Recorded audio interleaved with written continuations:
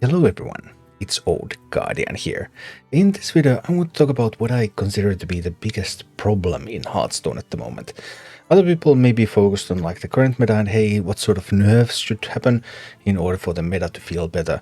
But there's something that nerfs cannot fix, and that is the major deck building problem that Hearthstone has, the dumping down of deck building in Hearthstone. And the latest wave of dumping it down can be traced back to United in Stormwind. In United in Stormwind we had the quest lines, so we have stuff like raid the docks, play pirates, so yar, pirates. Defend the drone district, play damage spells, so you put all the damage spells in your deck. Find the imposter, play SI7 cards, so you put all the possible SI7 cards into your deck. Command the elements, play cards with overload, so you put all the possible overload cards into your deck. These quest lines were the first step. Like, the questline decks are very linear. They're very linear to build, but they're also very linear to play. They play very same because you have to build them from the same blocks every time. And in United Installment, outside the quest lines, we still had some other stuff. But now in Voyage to Sunken City, things have taken a step for the worse. In between these two expansions, we of course had Fractured in Alterac Valley.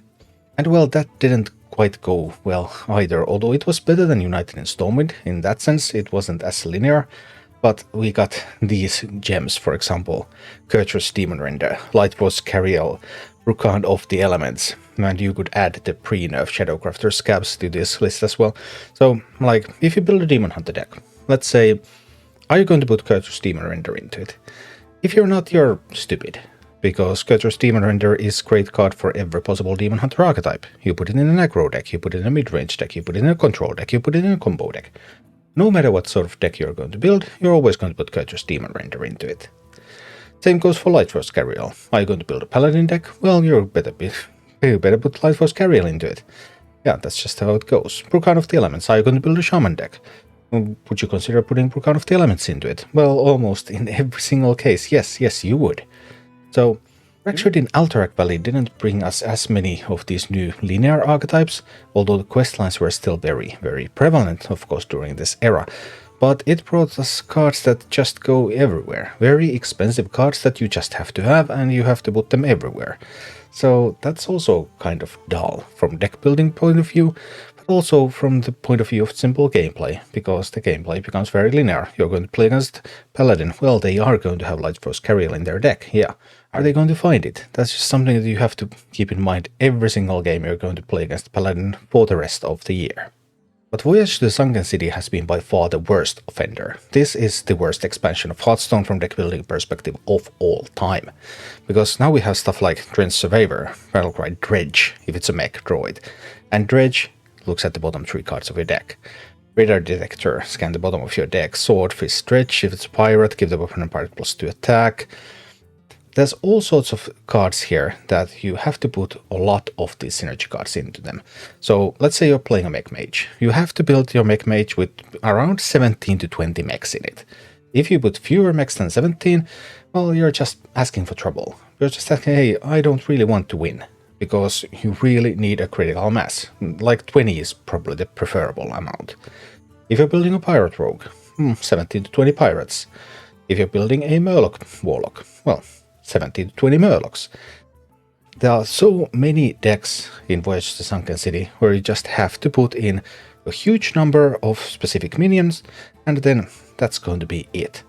For example, the Westline Pirate Warrior deck in Voyage to Sunken City, that was built almost instantly. I looked at the current stats and like the best performing deck at the moment, low sample size, so okay, take this with a grain of salt, it was 2 cards different from the list that I theorycrafted before the expansion. It was 1 card different from the list that Vicious Syndicate theorycrafted before the expansion. Like, different deck builders all came to the conclusion that, hey, Pirate Warrior is going to be built like this, and now we're basically debating over like 2 or 3 cards at most.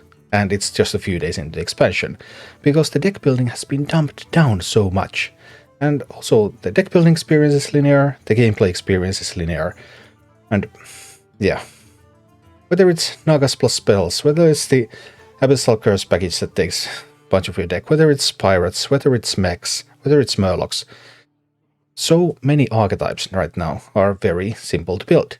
And they are also very powerful. Sure, it might be possible to be able to build some kind of decks that are able to compete against these, but it's going to be hard. And that means that the majority of these sorts of off-meta decks that you could build before, which would be like tier 3 decks, okay, but you can still manage. But now you're faced with this onslaught of super linear, super simple decks, and it's just incredibly hard to build an off-meta deck that would be able to succeed in that sort of environment. So yeah, some nerfs might be fine. I might return to that subject on whether there would be some nerfs that could improve the current meta. But the big problem with the meta is that the game has been dumped down so hard that nerfs don't change that. Nerfs don't change the fundamentals. And that is the problem with Sunken City.